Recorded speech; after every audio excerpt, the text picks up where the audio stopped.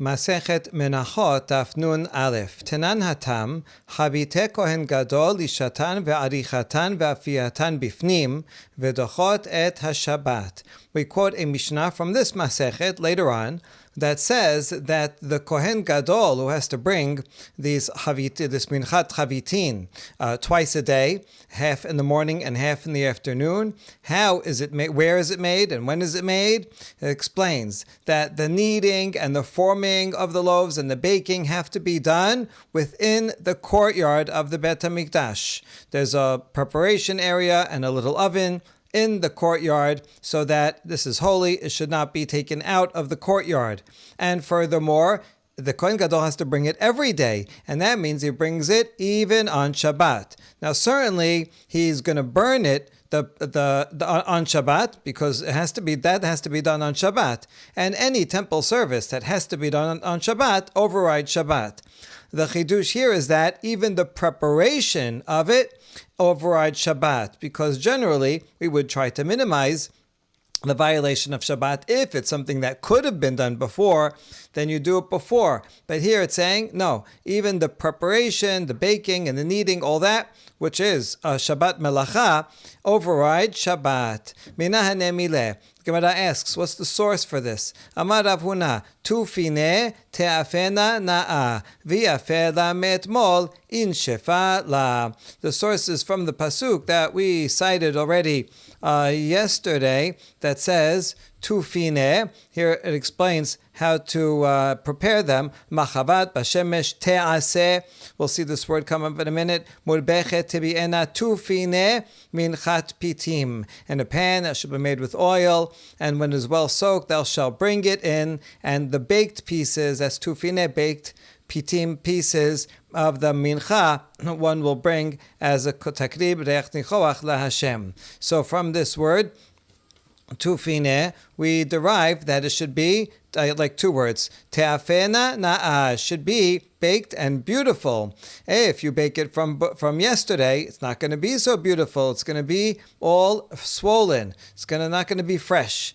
And therefore, we bake it on Shabbat itself. It's true, you could bake it on Friday. It'll be okay on Shabbat, but not as nice, and therefore you bake it on Shabbat. Matkif la Rav Yosef, ema dechabish le beyarka. Rav Yosef says, no, that's not a good reason, because you can bake it on Friday, and you can wrap it in greens, and it will be preserved. It's 1 day old. It's still pretty fresh.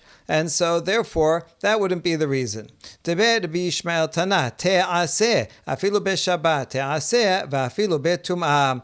From the school of Rabbi Ishmael, they teach that a different source, because it says, you shall make it. And that you shall make it, meaning precisely so. You have to make it every day, and that means even on Shabbat. And even if it's in the state of Tum'ah, still, this requirement overrides even Tum'ah. Abaye Amar Kera, Solet Minchat Tamid, Harehi Keminchat Timidin. Another derivation Abaye brings, because it says in the Pasuk, this is in the Pasuk right before, Ze Korban Aaron ben Shekri Beyomi Mashachoto Asiri Taifa, Solet Mincha Tamid. So it has to be fine flour, and it adds the word Tamid. From this, we compare it to the Minchat Timidim, to the meal offering that's part of the Korban Tamid. Every day you bring Korban Tamid, which is a sheep, and together with the sheep, you also bring the libation, and you bring a mincha offering. And so just like that is done on Shabbat, so too, this mincha of the Kohen Gadol overrides Shabbat. Rava Amar al Machabat, melamed sheteuna keli, v'yafeh la me'etmol, ifsil le be'lina. Rava has another derivation for the law.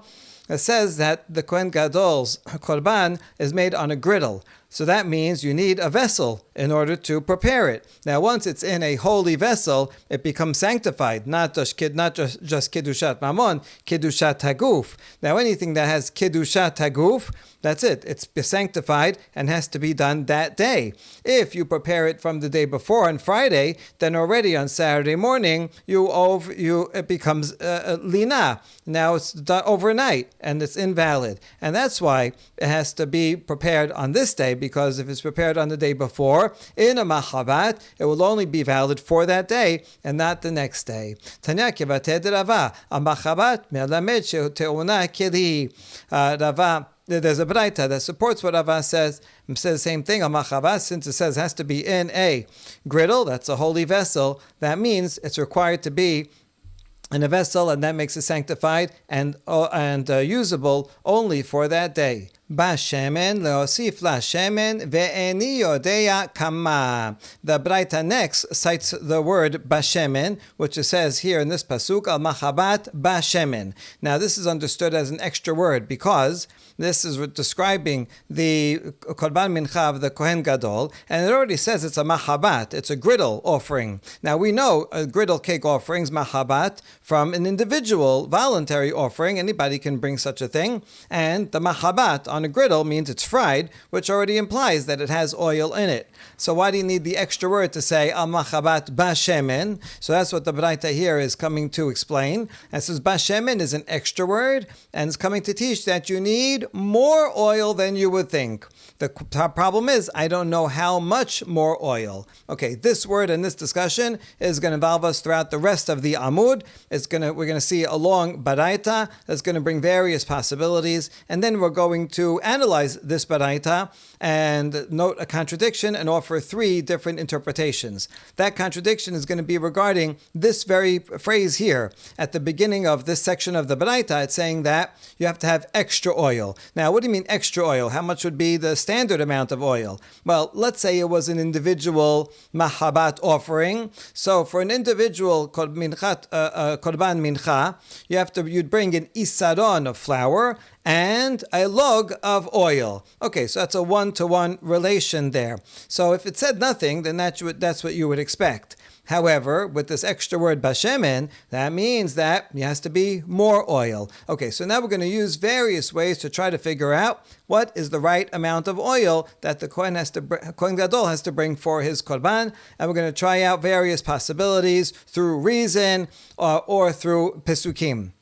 Hareni dan. Ne'emar kan shemen ve'ne'emar lalan b'minchat nesachim shemen. It says here for the Kohen Gadol the word shemen. It also says for mincha offerings that accompany an animal, that's minchat nesachim, it also says the word shemen. Ma le'alan sheloshet lugin le'isaron, afkan sheloshet lugin le'isaron. And there you need a 3-to-1 ratio. 3 lugin for every 1 isaron. So to here, I'll use this gezer hashava and say I need a 3-to-1 ratio. Now when we say 3-to-1, this is talking for minchat nesachim, that's specifically referring to a sheep. If you bring a sheep, then in fact, all you need is 1 isaron of flour, but you need a higher ratio of oil for it. So for a sheep, you need 1 isaron of flour with 3 lugim. This is going to be relevant in just a minute. For a bigger animal, you actually need more flour. For a ram, you need 2 isarons of flour, and for a cow you need 3 isarons of flour. However, for a ram and a cow, even though you need more flour, the ratio is only a 2-to-1. And so you'd need, for a ram, since it's 2 isarons, so then double that, just 4 lugim of oil. And for a bull or a cow, it's 3 isarons of flour and 6 lugim of oil. Okay, but right now we're focusing on a sheep, and the sheep is a 3-to-1 ratio, and therefore the Kohen Gadol also, since it says the word shemen there and shemen here, should require, since he has 1 isaron that he's bringing, he should bring 3 measurements of oil, and that would be the extra. Okay, that's if you compare it that way. Or kelach lederech zo, ne'emar kan shemen v'ne'emar b'minchat nedaba shemen, malalan log ehad, afkan log ehad. But on the other hand, it says the word shemen regarding Kohen Gadol. It also says the word shemen for an individual a voluntary offering of a mincha. It says the word shemen. And there, if an individual brings an isaron, it's a 1-to-1 ratio, 1 log. So to here, it should be only 1 log. Note that right now we're saying the word shemen is just a gezer hashava, 1-to-1, and it's not saying that you need extra. Okay, the Baraita is going to come back to this. At first we said shemen is an extra word, which means you need more than the usual. And now we're saying, no, It's just the usual amount. Okay. So now let's see. This is a wash, because the word shemen, if you're just going to use a gezerah shava, then for just the verbal linkage, it's linked to 3 in this way or 1 in that way. So let's see conceptually which one is it more similar to. Danin tashbat mi tashbat. Let's compare the ones that have this acronym in common. Tadir ba'achova docha shabat docha tum'ah. It says so regarding a korban tamid. A daily korban tamid, which is in fact a keves, so that's the 3-to-1 ratio, that has in common with the Kohen Gadol's korban mincha, that it's regular every single day, it's obligatory, and you override Shabbat, as we said before, and it overrides even if it's tameh. We still have to bring these korbanot. So those are very similar. Ve'en danin tashbat mi she'eno tashbat. And we should not compare the Kohen Gadol's, which has all this, from an individual mincha offering, which does not have any of these. Individual does not bring it every day. It's not required. It does not override Shabbat or Tumah. Or kilach l'derech zo. Okay, but conceptually we can argue the other way. Danin yagil mi yagil yachid. Biglal atzma yayin levona. We can compare the Kohen Gadol to an individual voluntary mincha offering because they both have yagil in common. Yachid, they're brought by individuals, either the Kohen Gadol or whoever is deciding he wants to volunteer to bring one. It's brought on its own, not connected with an animal. You don't bring wine together with it, and you do bring levona together with it. Ve'en danin yagil misheno yagil. And so we should not compare the Kohen Gadol's offering, which has yagil, from an animal offering, the accompaniment of an animal offering, which does not have any of these. Okay, so now we're stuck again. We tried with a verbal gezerah shava. We tried adding the conceptual layer of what's more similar to, but they are all equal. So we're going to have two answers now within the Baraita. Rabbi Ishmael beno shel Rabbi Yochanan ben Beroka omer, solet mincha tamid, harehi lecha keminchat temidin. Ma minchat temidin shelosha lugin lisaron, afzo shelosha lugin lisaron. Rabbi Ishmael the son of Rabbi Yochanan ben Beroka, breaks the balance by focusing on the words solet mincha, which is tamid, which it says regarding the Kohen Gadol. Since it says the word tamid, this mincha is like the one brought with the korban tamid. Just like the mincha offering that accompanies the korban tamid is a keves, and the keves requires 3 lugin per isaron. It's what is 1 isaron, so 3 lugin. So too here, it's 1 isaron and requires 3 lugin. That's his final offer. Okay, that's Rabbi Ishmael's derivation. Rabbi Shimon Omer. Rabbi Shimon is going to end up agreeing on the law, but we'll derive it in a different way. Riba kan shemen, v'riba b'minchat kebasim shemen. Here it says the extra word shemen, as we mentioned before, and it also says regarding the korban mincha that comes along with the kebes, the extra word shemen. Ma lehalan sheloshet lugin isaron, afkan sheloshet lugin la isaron. And so, just like there, with the korban tamid, it's coming to tell you it's a 3-to-1 ratio. So to here, 3-to-1 ratio. And so therefore the Kohen Gadol has to bring 1 isaron of flour with 3 lugin. Or kelach l'derech zo. Now within the Shimon, okay, he's abandoning the 1-to-1, the one for an individual mincha, but even comparing it to an animal offering, there are other animal offerings that have a different ratio. So why don't we say this following? Riba kan shemen v'riba b'minchat parim ve'elim shemen. Here in the Kohen Gadol we have to have extra oil, but also if you offer a pod or an ayil, and you also have to bring a korban mincha with extra oil. And madahalan shene lugim lisaron afkan shene lugim lisaron. For those two, although altogether you're going to bring more oil because you bring more an extra 1 or 2 esronim of flour. But the ratio for those two is 2-to-1. So maybe we should compare the Kohen Gadols to those, and the Kohen Gadol will only have to bring 2 lugin of oil, not 3. Well, let's see which one is it more similar to. Danin mincha ba'a isaron mincha ba'a be'isaron. Ven danin mincha ba'a isaron mincha haba'a shenem ushlosha esronim. It would make sense to compare a korban mincha that the flour is only 1 isaron. That's the Kohen Gadol, only brings 1 isaron of flour, from another type of korban mincha where the person only brings 1 isaron of flour, and that's for a sheep. And the daily korban tamid is a sheep, so it makes sense to compare it to that, and that would be a 3-to-1 ratio, and not compare the Kohen Gadol, who brings only 1 isaron, from a accompaniment of for a pod and an ayil, where he has to bring 2 isarons for an ayil, or even 3 isarons of flour for a pod. So those are more dissimilar. And therefore, that's the conclusion of Rabbi Shimon, that yes, it makes the most sense to compare it to a kebes, and it's a 3-to-1 ratio. That's the conclusion of the baraita. We have 2 different ways of deriving that, in fact, there is extra oil, as we said in the beginning, and it's going to be 3 lugim of oil. Okay, that's the end of the Braita. Now we're going to analyze the Braita. Hagufa kashya. The Braita seems to contradict itself in the middle. Amat bashemen losif la shemen. In the beginning, the first section of this part of the Braita said the word oil regarding the Kohen Gadol is an extra word. It comes to tell me that we need more oil than usual, more than just 1 log. But then it brings a gezer hashava, attempting to say, just like for the Kohen Gadol, it says the word shemen, so too for an individual mincha says the word shemen, and therefore that's a 1-to-1 relation. And it's not saying that the word shemen is extra, but it's saying shemen is teaching you to compare it to that, and it's just a 1-to-1 relation. So that's a contradiction. Amar Abaye, man tana bashemen lehosif, Rabbi Shimon hi, vidu lo ne'emar ka'amar, ubedina man kamehader, Rabbi Ishmael. Abaye explains that even in the first part of the Braita, before Rabbi Shimon and Rabbi Ishmael are introduced, even that section is part of a dialogue between the various sages.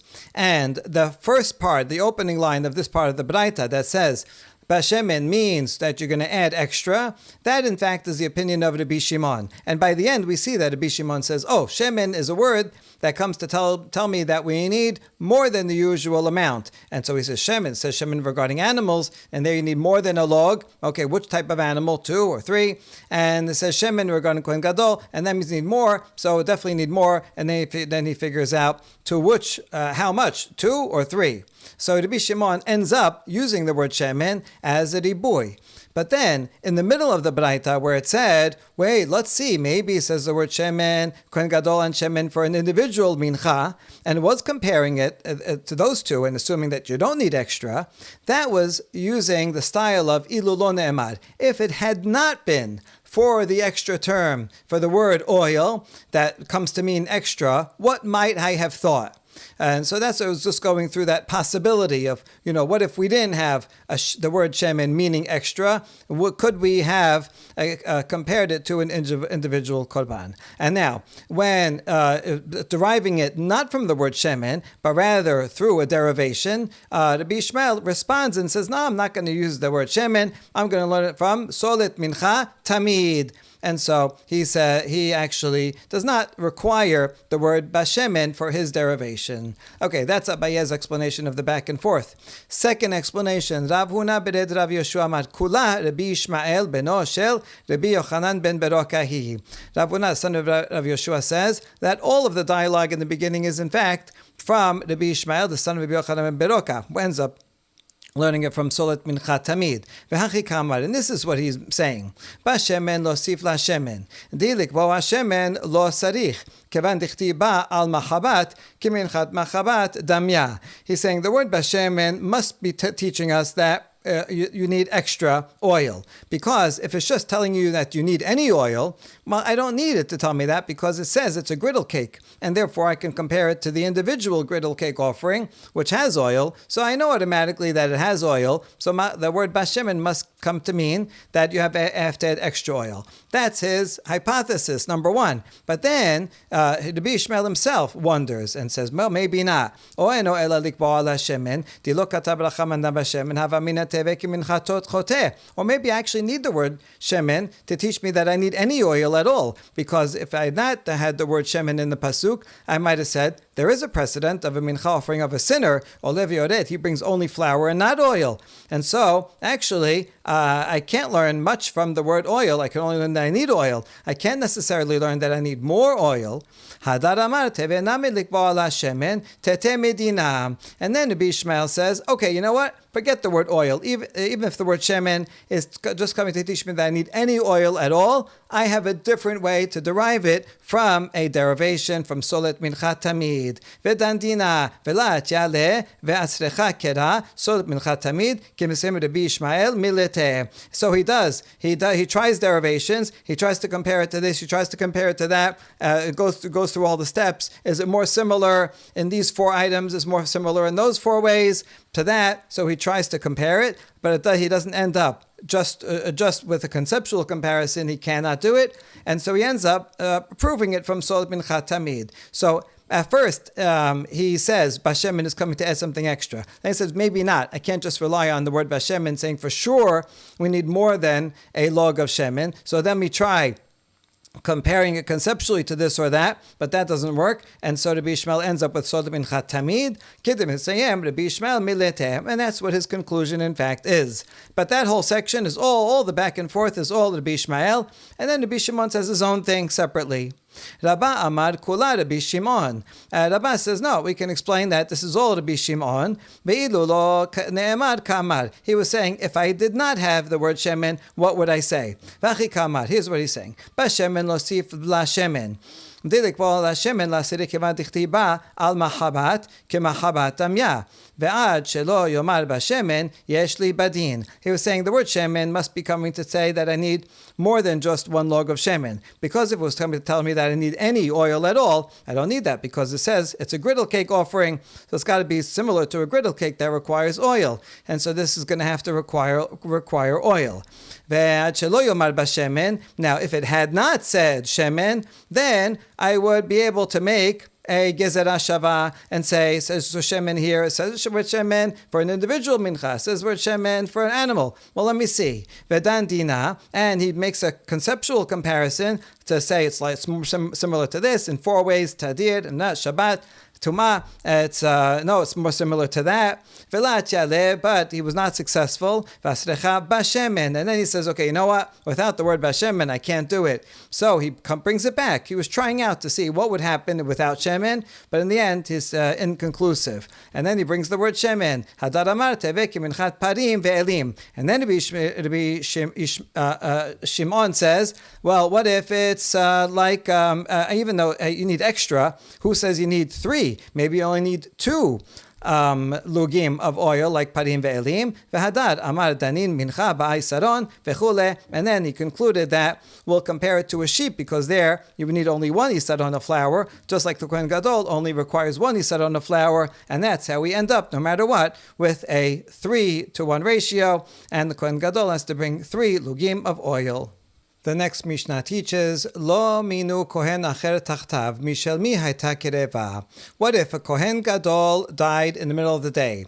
So he brought a full isaron in the morning, he split it in half, and he offered half in the morning. That means he brought a full isaron, they baked 12 loaves, and then he offers 6 in the morning. And now you have the other 6, the other half of an isaron left. He's supposed to use that in the afternoon, but he died in the middle of the day. If they immediately appoint a new Kohen Gadol, we know what happens. We saw that yesterday, that the new Kohen Gadol has to bring another full isaron. He offers half of it, and then they burn the other 2 halves. This Mishnah asks, what if they do not appoint a new Kohen Gadol? Someone has to bring this korban, has to be brought, so who will pay for it? Rabbi Shimon Omer Mishel Sibur. Rabbi Yehuda Omer Mishel Yorshin. Rabbi Shimon says, we bring it from the communal funds, the Machazita Shekel, the same as any other communal offering. It has to be brought, the community brings it instead. Rabbi Yehuda, however, says, no. We go to the heirs of the Kohen Gadol who died, and we say, you got to pay up from your own family, from your pocket. And this time, you bring it whole. You bring a asirita efa in the morning, and you make all the 12 breads, and you offer all of them. You burn all of them at once. You don't do half in the morning and half at night when you don't have an actual Kohen Gadol doing it. Gemara says, Teno Rabbanan, Kohen Gadol shemet velo minu Kohen acher tachtav minayin shetehem minchato kereba mishel yorshin.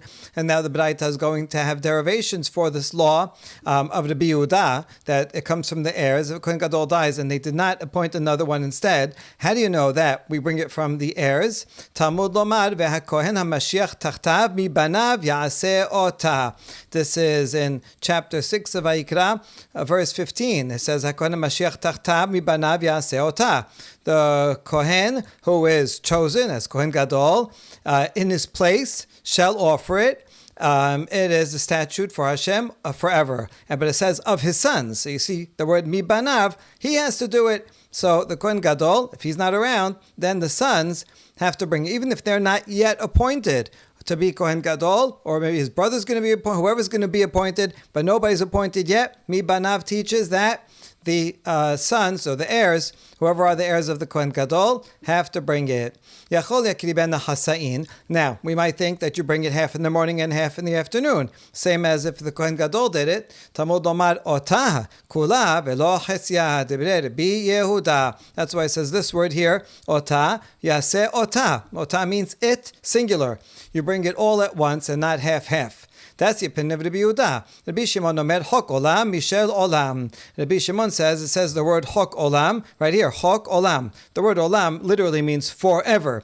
But he's interpreting it to mean olam as the world, the community. Everybody else has to pay up in order to bring this korban.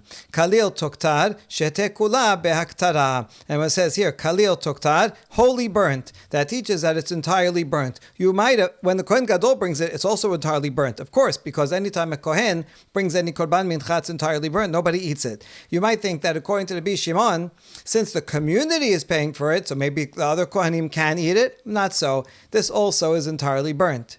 Now we ask, is the word Kohen HaMashiach coming to teach according to the Rabbi Yehuda that does it teach that the heirs have to pay for it? But we need these words for another law. This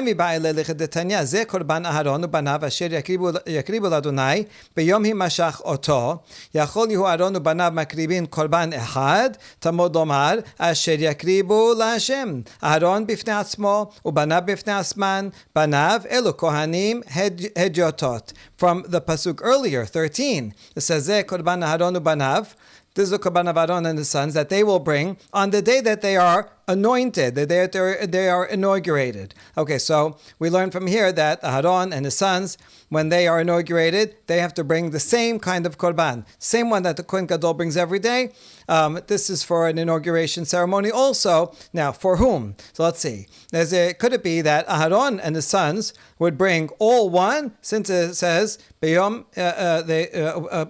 is the korban for Aaron and his sons when they are appointed. So when you appoint Aaron and his sons, this whole family, do they collectively just bring one korban mincha? No. And that's the pasuk says asher yakribu in plural. They will bring it. Oh, so then you know it's plural. Everybody has to bring their own. When it says banav, that comes to include even kohanim who are not kohanim gedolim. Even regular kohanim, a regular kohen who starts off his first day on the job, has to bring this type of korban mincha. Ata omer kohanim hediotot ano ela kohanim gedolim. And the Midrash steps back. How do you know that it's regular kohen? Maybe it says banav. Maybe it's only the lineage of the kohanim gedolim have to bring this when they become inaugurated. Keshu omer v'han kohen hamashiach tachtav mi banav hare kohen gadol amor hamani mekayem banav elo kohanim hediotot. And the answer is no. From this pasuk 15, when it says kohen mashiach tachtav mi banav yaseh ota, that one teaches that a kohen gadol, the next Kohen Gadol, on the day that he starts, he has to bring this korban. And so therefore, when it says earlier, ubanav, that's referring to any Kohanim. And so you see that we need HaKohen HaMashiach in Pasuk 15 over here to teach me that the next Kohen Gadol, every new Kohen Gadol, has to bring this korban on his day of inauguration. So we're already using this phrase for another halacha. How could it be Yehuda use this for his halacha that the sons, that the heirs have to pay for it?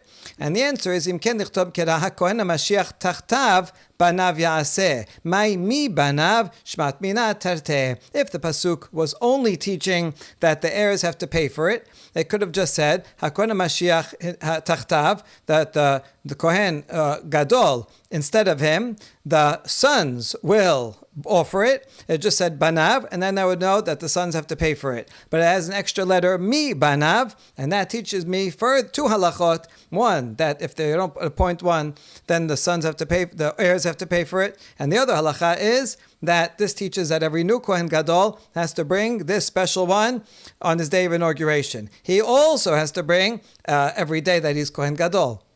That's what we learn from here. And from the earlier pasuk, we learn that all Kohanim, just on their day, a day of inauguration, have to bring it. V'Rabbi Shimon, hai ota, mai abid le. Now the word ota, which Rabbi Yehuda used to teach me that when it's brought from the heirs, we bring it all at once. But Rabbi Shimon, what is he going to use this word ota for? Mi ba'ele lekohen gadol shemet uminu acher tachtav, shelo yabi chasi isaron mi beto, velo chasi isaron shel rishon. This ota comes to teach me that when the Kohen Gadol dies and they appoint and they appoint another one, they do appoint another one the same day, that he cannot bring just a half from his house, nor can he use that leftover half from the first one, but rather has to bring an entire one, because it says ota, an entire isaron. V'tepuk le me umahasita. How come Rabbi Shimon doesn't learn it from the vav from umahasita? Mahasita means, by itself, means that a regular Kohen Gadol, he has to bring the whole thing in the morning. He can't bring half in the morning and half in the afternoon. From the Vavu Machatzita teaches us that a second Kohen Gadol, if the first one died and another one is appointed on the same day, he also has to bring an entire Isaron. So why don't we learn it from that Vav, as we did on the previous Daf? Vav la darish, and the answer is Rabbi Shimon does not learn anything from an extra Vav. Rabbi Yehuda, hai chok olam, mai abid le. Now Rabbi Yehuda, what is he going to use the word chok olam? Rabbi Shimon used this to teach me that olam, that everybody has to pay for it together. But Rabbi Yehuda, he doesn't agree with that. So what does he use this phrase for? Chukah le'olam teheh, that this law should apply forever, not just in the times of Aharon, and all future generations. Kalil toktad lamali. Why do you have to tell me that it's entirely burnt? According to the Yehuda, since according to the Yehuda, it's brought by Kohanim, not by the community. So anytime a Kohen pays for a mincha, obviously the Kohanim are not going to eat it. So why do you have to tell me that it's entirely burnt? The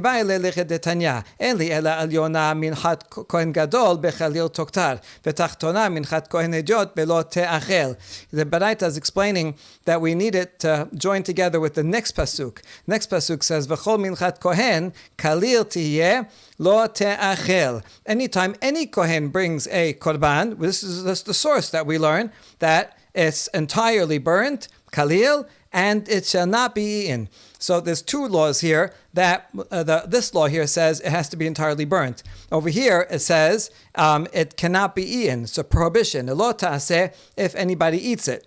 I mean, if let's say you didn't burn it, but you also didn't eat it, so you could violate one without the other.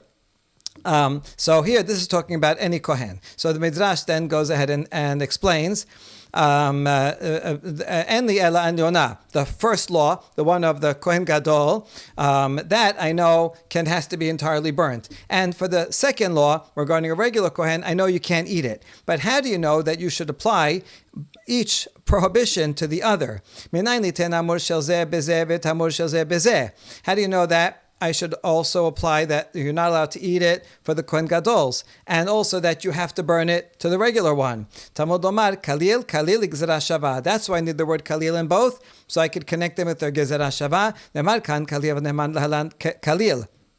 Makan bekalil toktar, aflalan bekalil toktar. Says kalil in both, and therefore, just like in the law of the Kohen Gadol's daily offering, it says burn it entirely. So too, any Kohen who brings a korban mincha has to be burnt entirely. And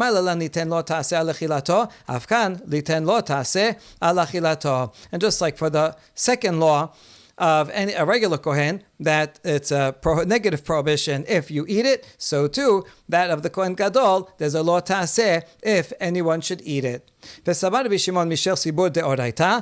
to this baraita, Rabbi Shimon learned that if there's no new Kohen Gadol appointed, then we bring it from the community funds, and we learned it from Chok Olam, which means it's deoraita. But is that true? Does he really think it's mideoraita? Look at this Mishnah in Masechet Shekalim. Ve'atenan amar Rabbi Shimon shiva devarim hitkinu bet din ve'zeh had mehem. Rabbi Shimon says there were 7 things that the bet din enacted, and this is one of them. Goy sheshalach olato mimidat hayam shalach iman nesachim kereba mishelo v'im lav kerebin mishel sibor. We're going to list some of them. If a non-Jew sent a korban olah from a foreign country, he's allowed, and the Bet HaMikdash accepts it and offers it. A non-Jew is allowed to bring a korban olah. If he sent also the accompaniment money to buy the accompanying libations, then we use those funds also to buy the wine, whatever has to be brought with it. But if he doesn't send money with it, he only sends the animal, well, it is necessary to have the libations, and so we use the public funds to buy the libations.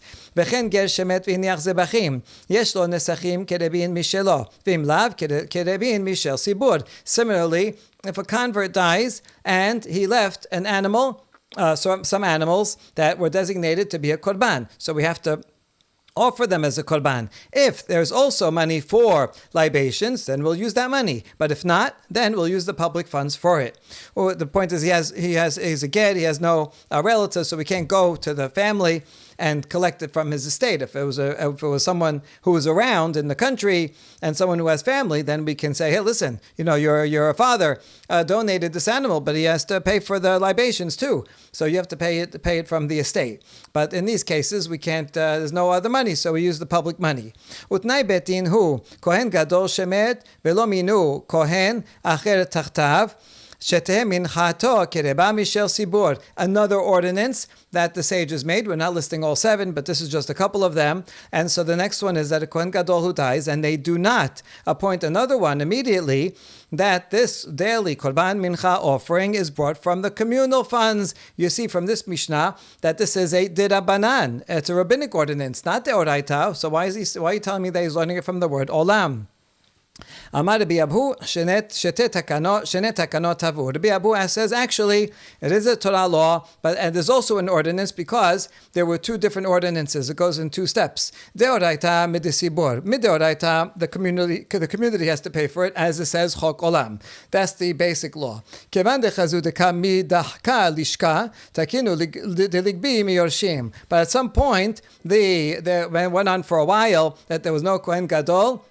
I was appointed, and they kept taking from the treasury funds, and the treasury funds were being depleted. And so this is a problem. We can't go on like this. Meanwhile, the Kohen Gadol's family is rich. Generally, they were wealthy, so they made an enactment. Okay, that's it. The Kohen Gadol's family, their inheritance has to pay. But then they saw that the heirs were being negligent. They didn't care about it. They weren't paying, and now nobody was bringing it. So then they made a secondary enactment to undo the first enactment, and the second enactment said, let's go back to the Torah law and bring it from the public funds. So in fact, it is a Torah law, although temporarily they suspended the Torah law and enacted that the heirs should bring it, but then they went back to the Torah law, and that's what's being referred to in this Mishnah, that this is an enactment. It was a deoraita, and then a further enactment upon an enactment to go back to the Torah law. Baruch Adonai leolam, amen ve'amen.